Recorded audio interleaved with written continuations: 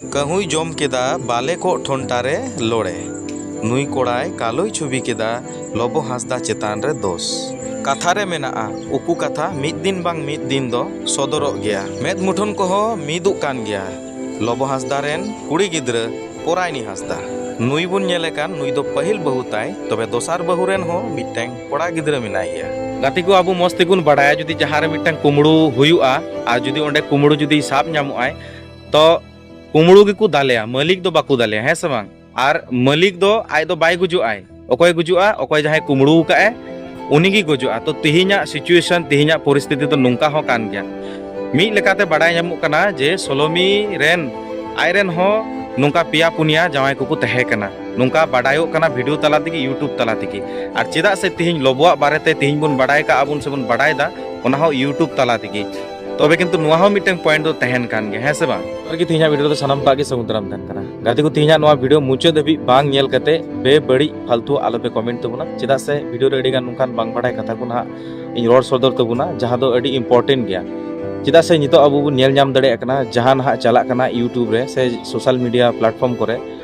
एडिगान की जहां ना कंटेंट से टॉपिक वायरल चला कना ओना दो लोबो हांसदा इदी कते लोबो हांसदा एडी बड़ी एमटे कमी उकाय बाररा तहन तुलु हो मीटें कुड़ी साला रिलेशन दो का और उनी कुड़ी गुज नाय माने सुसाइड केदाय नोआ कंटेंट गी ना जतो होड़ अडी को वायरल कना और जतो होड़ को पगला पगली चबा कना जतो यूट्यूबर गी और बे बड़ी जा को दड़िया कना को रोड़े कना लोबो हांसदा को एगर दी कना और ओकोय को दो ना सोलोमी हो को एगर दी कान गया तबे गाती को तिहिना वीडियो दो इन दो जहां से सपोर्ट कथा दो ना बइन रोड़े कना जे माने इन दो लोबोई सपोर्ट आय कना से सोलोमी सपोर्ट आय कना नुका दो बांग कना ओका को घटना घटावेना ओना को इदी कते की मी बार कथा ना इ रोड़ा अडी इंपोर्टेंट कथा गी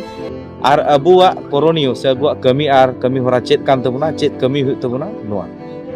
देखो गाती को लोबो हांसदा जहां कमी उकाय ओना मा आर बांग रुवड़ोआ जुदी जहां बड़ी काय तो ओना बड़ी सुधरव हुई तया आर सोलोमी ना जहां बड़ी भभी कते जहां ना तिने बोंगा तलाव कना तिहिन मिटन बोंगा तलाई होड़ अबु बे बड़ी बुन रोड़ेया नोआ दो बांग ठेका तो ना खातिर तिकी नोआ वीडियो तलाते सोलोमी बारेते होइन बड़ी कथा बई रोड़ा से मोज कथा बई रोड़ा आर लोबो हांसदा बारेते हो ना बई रोड़ा जुदी लोबो हांसदा जहाना जुदी बड़ी का खाय नोआ दो खोज तलाशी रेन होड़ दो पुलिस को मेना का को गया उनको को खोज तलाशी को हतावा और साजा नाम री जुदी तहन खाय तो सजा को माया और जुदी सरीगी जुदी उनी जहाना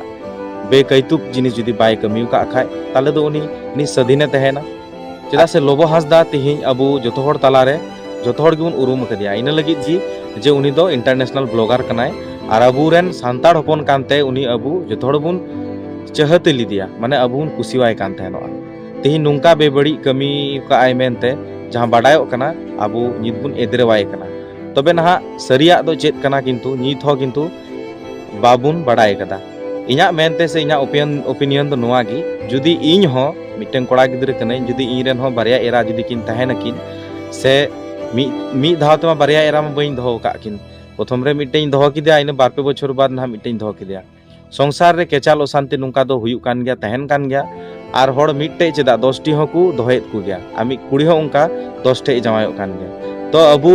दो नुआ दो मी होड़ नुआ साब उरी कते से गेर साब उरी कते नुआ कथा बबुन रोड दड़ियात कना नुआ सिचुएशन रे जे मेनते लोबो हांसदा नुआ खातिर गी से नुआ गे एडी बड़ी कमी उका नुका अबु समाज रे ना अबु कोरेन गड़ोमिन हड़ाम को साव बाबा दादा काका बाबा को जहां को मेना को नुंकु आयमा गान को बहु ना तनोआ से अबु कोरेन हो होयतो कोई कुचंग मेना बु गया जे बारिया पिया पुनिया मोड़े को नुका बुन बहु जोंग काना तो बहु जोंग लेन खाय की जे बड़ी कमी कना नोआ दो बांग कना ओकोय कुचंग नित बु नेल दड़ी को गया दिकु पुसी को हो उनको हो बारिया पिया कते दुकु एरा जोंगा कान गया तो नोआ दो मिटेंग समय और सिचुएशन तला तगी ना हुयु कना जतो गी जे प्रथमी एरा जुदी बाय तहनो कना से उनी संगे मन लेका कथा बांग जुरी कना तो होयतो ना घारोज रपुत ना इना कते आरहोना दोसार घारोज जोड़ा रिया कुरुमुटु हुयु कना तबे ना इन दो नोआ गी नोआ वीडियो तलाते इंपोर्टेंट कथा को दो सदर रिया से मेमेन ना दो इना दो जे इना दिन खुना लोबो हांसदा रेन जहां एराय लयोत कनाय जे इन 10-11 बछर लहारे इन संगे बापला हुई कना रैली रेन गिद्र 8-9 बछर रेन गिद्र मिनाया और सेकेंड बहु दो जहां ना को लयत कना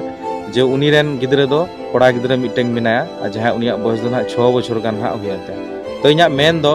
नुई इंटरनेशनल ब्लॉगर कनाय सनाम दिसम रन हर नुई को चिन्हाव कदिया तो चेदा आपे इन लहारे से होय ना जहां घटन हुयन कान नुआ खन हो मी दु माना लहारे हो जुदी आपे नुंका पे रोड सदर किया जे बांग लोबो हासदा दो इनी जवाई कनाय इन गिद्रा मिना नुंका हतो को रोड सदर दाड़ी क्या चेदा इन दिन दो थिर को तहे कना और नितोंग दो ना नुआ घटन जहाना हुई कना नुआ घटन बाड़ाय कते दो लयो कना को जे इन दो नुई कने इन दो मुक कने लोबो हासदा दो अडी बड़ी होड़ कनाय तो नुआ कथा दो किंतु अडी मिटा गहिर कथा कान गया जुदी लोबो हासदा बड़ी कदा दो नुआ दो खोज तलाश दोहय रिया से जेल हफाजत से सजा एम रिया कमी दो थाना पुलिस कना उनको को तुनकी तलाशा जुदी लोबो हासदा बड़ी काय ताले उनी को जेल हफाजत नोडे दो इना पर्सनल ओपिनियन एमना दो चेद हो बांग तहन कना ना जे इन नोडे मेना जे हे लोबो हासदा की बड़ी कदा सरीगी बड़ी कदा नित धबी तो मी दरफा कथा की ना बन आजम का जहां दो सोलोमी सुसाइड नाय नुआ दो लोबो हासदा लगी तगी सुसाइड नाय तो नुआ कथा दो माने हुई दड़िया जुदी सुसाइड कान खाय तो मी तरफा कथा की अबु दोबन बड़ाय का अबुन किंतु लोबो हासदा मोचाते किंतु नित हो ना बबुन बड़ाय का और जहां दो आय हो इंस्टाग्राम से यूट्यूब रहो पोस्ट ले तहन आय जे अडी उसरा के ना वीडियो अगुया चेद हुई कना और थाना पुलिस को मा हुई कान गी जहां नेल किदኝ बेंगालोर रहो ना बार से खोय को केस का और अबु ना नोते वेस्ट बेंगल से खन को केस का और नेपाल से खन को केस का आदो जुदी सरीगे जुदी बड़ी का खोज तलाशी हताव कते राताराती उनी को अरेस्ट दाड़ी का नित धबी तो बको अरेस्ट कर दिया ऐसे बांग से नवा खबर बुन बड़ाई नाम दाड़ी का तबे जा किछु हबर मा हुयन आम हम चिका दड़े इन हों चिका दड़िया लोबो हासदा हो जुदी सरीना नुआ जुदी बड़ी का खाय ताले उनी हो आर नितोंग दो घुरे फिराव कते दो बाय मोज दड़िया जा हुई कना ओना मा हुई कान जुदी सजा नाम रिया मेना खाय सजाय नामा अवश्य की तबे आबु नुआ सिचुएशन रे नुआ कंडीशन रे आबु नितोंग चेद बुन चिका चे खाली वीडियो बुन वायरला नुआ की उनी मिटांग इंटरनेशनल ब्लॉगर कना बुन बड़ाया तिहिन अलगारिदम अडी बेसे कमिया उनिया न्युतुम ते और वीडियो को तो वायरल के तो अबु नुआ वीडियो बुन वायरल बड़ाय खाली बस हुई ना नितोंग अबु कोरोनिया दो चेद कना इना मेर रे कोरोनियो नित दो नुआ की तबु जे जुदी उनी रेन बार एरा माने बारिया एरा जुदी लहा किन मिना किन खाय और उनकी रन गिद्रा जुदी मिटांग कते मिना किन खाय ताले उनकुआ उपयुक्तो नितोंग चेद चिका हुई तबुना चितिहिन मानहा से नितो मानहा कटी कटी गिकिन आ लटू लेन खाय मारांग लेन खाय उन जुखाय ना उनकिन चेकिन चिका मिटांग जुदी कोड़ा गिद्रा मेना मिटांग जुदी कुड़ी गिद्रा मेनाया लोबो हासदा जुदी उनकिन ना देखभाल से संसारिक से मिटांग दाय दायित्व मिटा आपात रे जहां मिटा दाय दायित्व ना तेहना नो दाय दायित्व मा बाय हताव आकात और बाय पालनेत कान ताले नितोंग आबु चे मिचिका नितो अवश्य मिटा व्यवस्था हता हुई तबुना उनकिन गिद्रा जाते मस्त किन तहन और उनकिन जहां किन एरा उनकिन रन किन लयत कान उनकिन हो जाते बेस बेस ते तहन ना मिटांग व्यवस्था